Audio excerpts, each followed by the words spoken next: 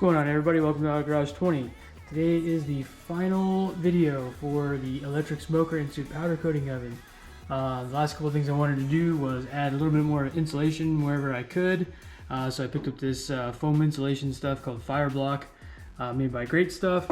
So I'm going to give that a try and see how that works out. And also I wanted to get a new thermometer because this crappy analog one, I always have to keep running back and forth or whatever, so I want to have something where I can just check my phone or whatever it may be, and have something a little more accurate and they can read a lot higher of a temperature, because this only goes up to 400. I know there's plenty of times where it's probably been above 400 degrees.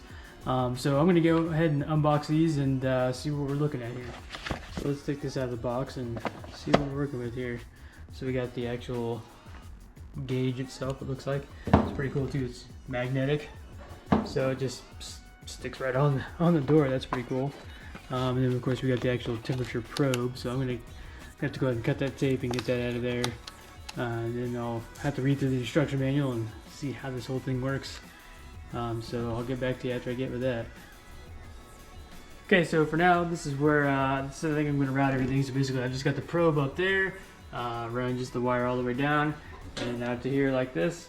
So now I'm basically going to fill all this with foam, and then I'll probably just tape up the outsides till I can think of kind of a nicer looking way of doing everything. Got everything all taped up in the spots that I wanted it taped up at.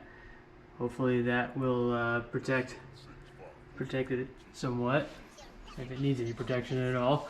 Anyway, so now I'm going to go ahead and move on to the exterior part and just try to get some of this foam fire block stuff down inside there.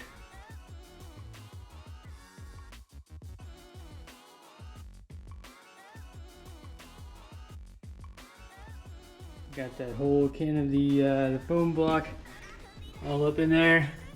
So now we'll have to let it do its thing for a little while, and then I'll just keep basically wiping off all the excess that's just coming out of everywhere. And then once that's all done, then I'll be able to test it out and see how everything works. Okay, so I just kicked it on. Let's see how long it takes to start warming up and see how well it works.